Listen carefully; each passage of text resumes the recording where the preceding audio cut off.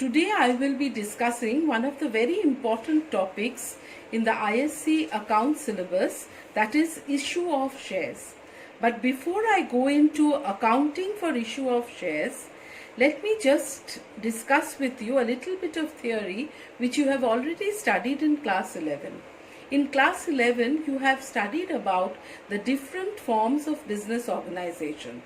Now, you've studied about the sole proprietorship, the partnership form of business, and the joint stock company. But irrespective of whichever form of business it is, every business requires capital to start. Without capital, no business can commence its functioning. So in case of a proprietorship business, the proprietor contributes capital. In case of a partnership business, the partners contribute capital. In case of a joint stock company, then, how does it raise its capital? A joint stock company raises its capital by issuing shares to the public. Now, when a company issues shares to the public, that means the company has already been registered and incorporated under the Companies Act. There is a very important document which is submitted when a company is being registered.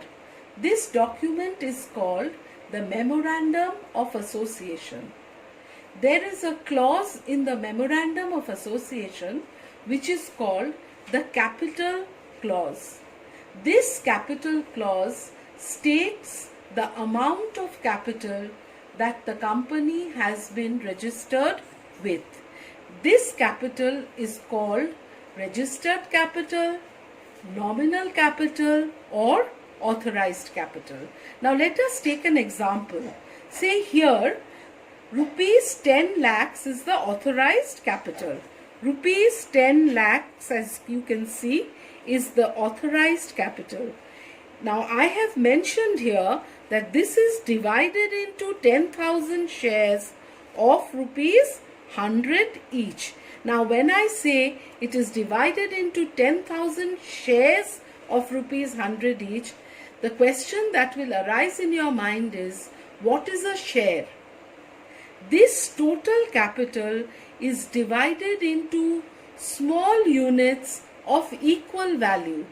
Each such unit is called a share. So this 10,000 capital with which the 10 lakh capital with which the company has been registered is divided into 10,000 shares of 100 each.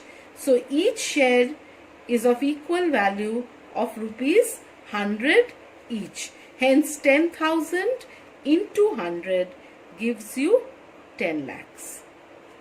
Now I will move on to the next type of capital, that is next subdivision of capital rather, which is called issued capital. Now because the company has been registered with 10,000 shares does not mean that it will offer all 10,000 shares to the public. That means it is not necessary that the company will issue all 10,000 shares to the public. So suppose the company has decided to issue 5,000 out of these 10,000 shares.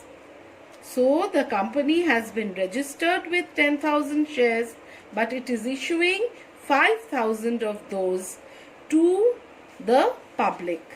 So if the company issues 5,000, how much will your issued capital be? 5,000 shares into 100 rupees per share, that is 5 lakhs. Now just as the company is issuing 5,000 shares, it is not necessary that the public will subscribe to all 5,000 shares. So suppose the public have subscribed only to 4,000 shares. Then how much would the subscribed capital be? 4,000 into 100 rupees, that is 4 lakhs. Now after we have done authorized, issued and subscribed capital, I will now move on to the concept of called up capital. As you can see it here, called up capital. What is called up capital? When we are discussing called up capital, here I will mention to you that the value of each share is rupees 100. But when the company is subscribed, the public have subscribed, the company has issued shares, the company does not ask for the entire rupees 100 in one go. The company takes it in installments, and each such installment has a name. The first installment is called application.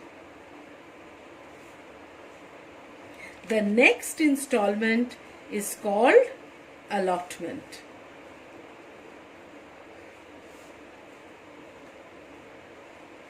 And the last installment is called calls. Now, calls can be many. There can be first call, final call, first, second, final, or maybe only one call. Now, suppose this 100 rupees that the company is raising in per share, in our example, suppose the company asks for rupees 20 on application, rupees 20 on allotment. How much has the company asked for on application and allotment? 40 rupees out of the 100 rupees. So how much is left? 100 minus 40, that is rupees 60.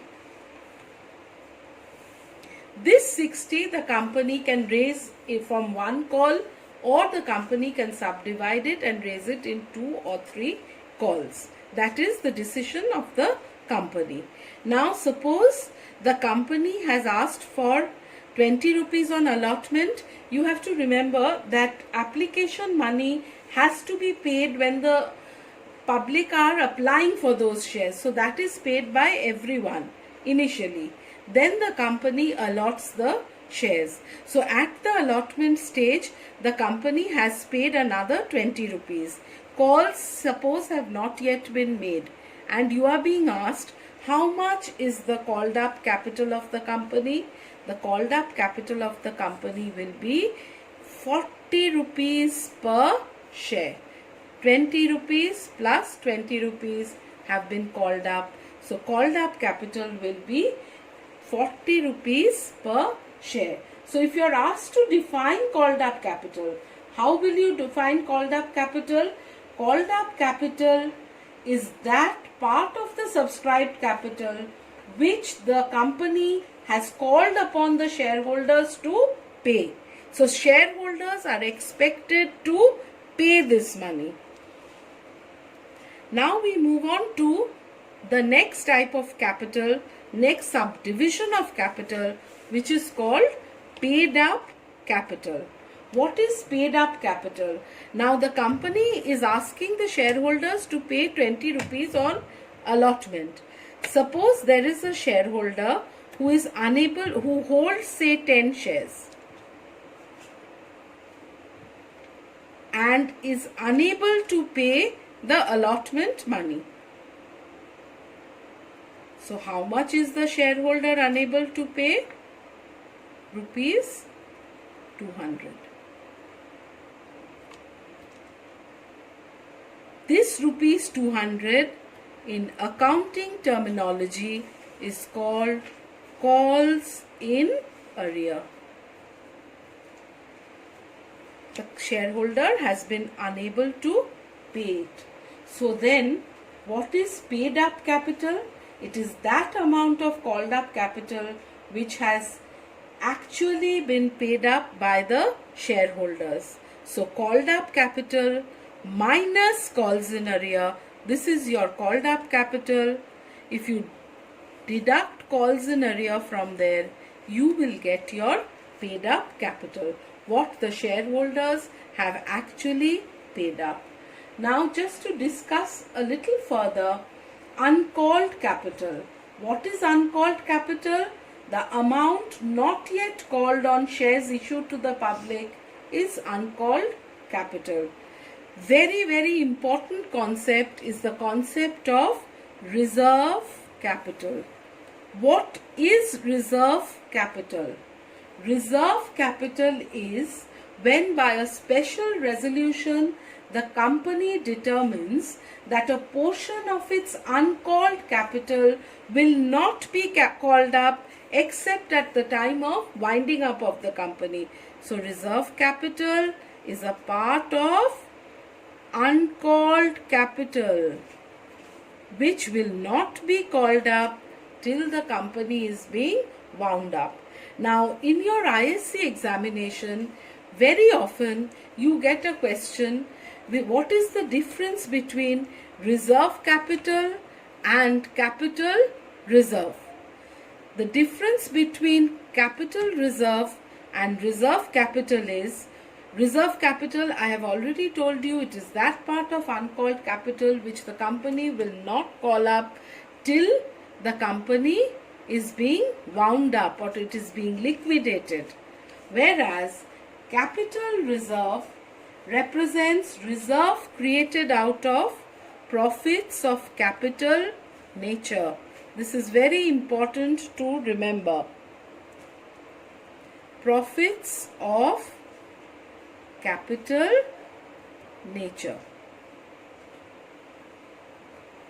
I hope the concept of the subdivision of capital and how a company raises capital is more or less clear to you. In the next video, I will be taking up problems to illustrate this further. From simple to complex, we will be moving further. Thank you very much for viewing the video, and I hope it is going to be useful for ISC candidates.